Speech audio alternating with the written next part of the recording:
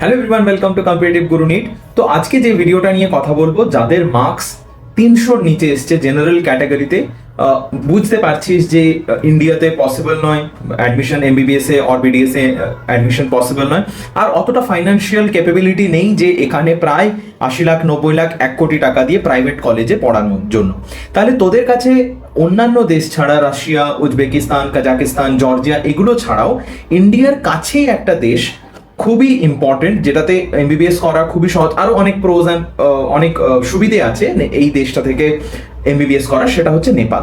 সব কিছু নিয়ে ডিসকাস করব।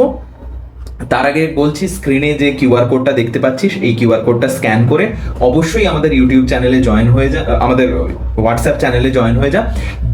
NEET related and counselling related যে কোনো ধরনের ইস্যুস আমাদের সঙ্গে কথা বলতে পারিস, আমরা কিন্তু তোদের সবসময় হেল্প করার জন্য আছি। ওকে, তো চলে আয় যে নেপালে এমবিবিএস করার কি কি সুবিধে আছে।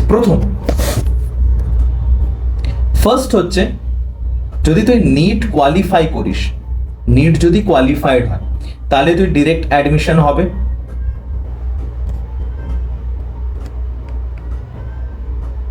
ডিরেক্ট অ্যাডমিশন হবে। ওকে, 4.5 ইয়ার্স পর, 4.5 ইয়ার্সের তোর পড়া, তারপর 1 ইয়ার ইন্টার্নশিপ, তারপরে তোকে এফএমজি এক্সাম ক্লিয়ার করতে হবে, যেটা আমি আগের ভিডিওতেও বলেছি, এফএমজি এক্সাম ক্লিয়ার করতে হবে। বাট অন্য কোনো দেশে, রাশিয়া বল, কাজাকিস্তান, উজবেকিস্তান, এই সমস্ত জায়গায় যেহেতু ওখানকার পেশেন্ট অ্যান্ড ইন্ডিয়ান পেশেন্ট আলাদা রকম, ওখানকার রোগ আমাদের রোগ অন্যরকম হয়, সেই জন্য ইন্ডিয়াতে প্র্যাকটিস করার জন্য এফএমজি ক্লিয়ার করার পর আরো 1 বছর ইন্টার্নশিপ করতে হয়। ওকে, বাট নেপাল থেকে তুই যদি এমবিবিএস পাস আউট করে আসিস, তাহলে তুই যদি এফএমজি ক্লিয়ার করিস, তুই ডিরেক্ট এখানে লাইসেন্স পেয়ে যাবি, কোনো ইন্টার্নশিপ করার দরকার নেই আর। ওকে, কেন? কারণ এখানকার লোকজন, এখানকার এথনিসিটি অ্যান্ড নেপালের এথনিসিটি অনেকটা সিমিলার। এবার নাম্বার 2, যদি নিট কোয়ালিফাইড না হয়ে থাকিস, তাহলেও তুই নেপালে গিয়ে পড়তে পারবি, সেটার জন্য একটা সিইই এক্সাম দিতে হবে, বাট সেক্ষেত্রে তুই কিন্তু এফএমজি দিতে পারবি না, মানে ইন্ডিয়াতে তুই প্র্যাকটিস করতে পারবি না। ওই জন্য সবাইকে আমি রিকোয়েস্ট করব, যারাই অ্যাব্রডে কোথাও গিয়ে পড়ার চেষ্টা করছিস বা পড়তে চাইছিস, নিট অবশ্যই কোয়ালিফাই করে যাস। ওখানকার এক্সাম দিয়ে তোরা ওই দেশে তো পড়তে পারবি, বাট ফিরে এসে ইন্ডিয়াতে কিন্তু তোরা প্র্যাকটিস করতে পারবি না। ওকে, তাহলে এটা বোঝা গেল যে নিট কোয়ালিফাই করলে ডিরেক্ট অ্যাডমিশন অ্যান্ড 5.5 বছরের কোর্স, তারপরে এফএমজি দিয়ে দিলেই তুই এখানকার লাইসেন্স পেয়ে যাবি। সেকেন্ড পয়েন্ট, ফুড, যেটা যারা অন্যান্য দেশে পড়ছে, রাশিয়াতে, কাজাকিস্তানে, ওদেরকে জিজ্ঞেস করবি যে কিরকম প্রবলেম হয়, কারণ ইন্ডিয়ান ফুড অ্যান্ড অন্যান্য দেশের food is way to different. তো ফুড, খাওয়া দাওয়া নিয়ে কোনো চিন্তা হবে না। থার্ড হচ্ছে ডিস্টেন্স, ডিস্টেন্স খুবই কম, বাসে চলে আসতে পারবি, কয়েক ঘন্টার মধ্যেই বাড়ি চলে আসবি, কোনো প্রবলেম নেই।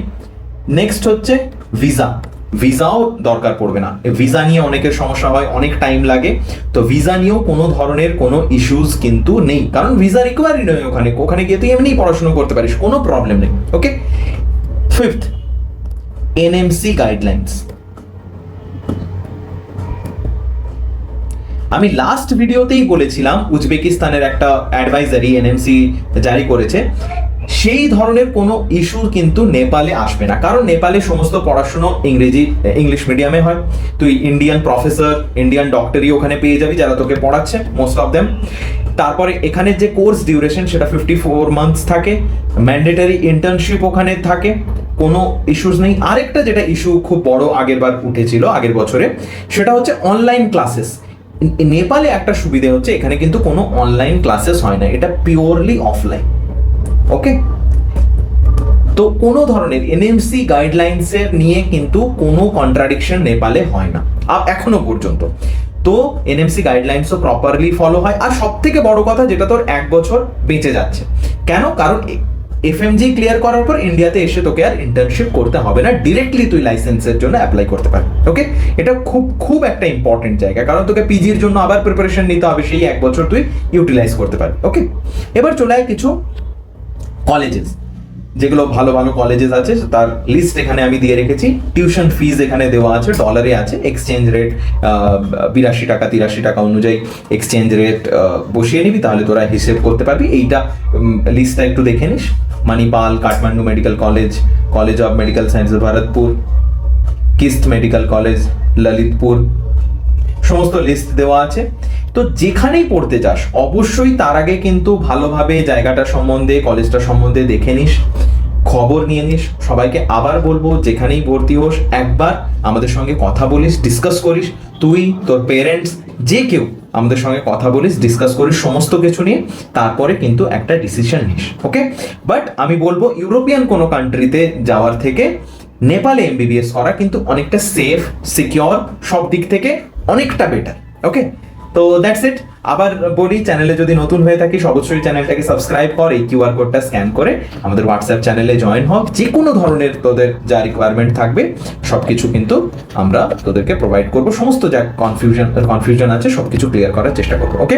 এই যে কলেজের যে লিস্টটা আছে এটা আমি আমাদের হোয়াটসঅ্যাপ চ্যানেলে দিয়ে দিচ্ছি, তোরা সবাই দেখে নিতে পারবি অ্যান্ড আমাদের সঙ্গে কথা বল যাদের অ্যাডমিশন নেওয়ার আছে। আরেকটা জিনিস, লাস্ট পয়েন্ট, সেটা হচ্ছে জুলাইয়ের মধ্যে যারা প্রি বুকিং করবি তাদের জন্য কিন্তু এই নেপালের ইউনিভার্সিটিগুলো, নেপালের কলেজগুলো একটা হিউজ অ্যামাউন্ট অফ স্কলারশিপ কিন্তু এখানে প্রোভাইড করছে, ওকে?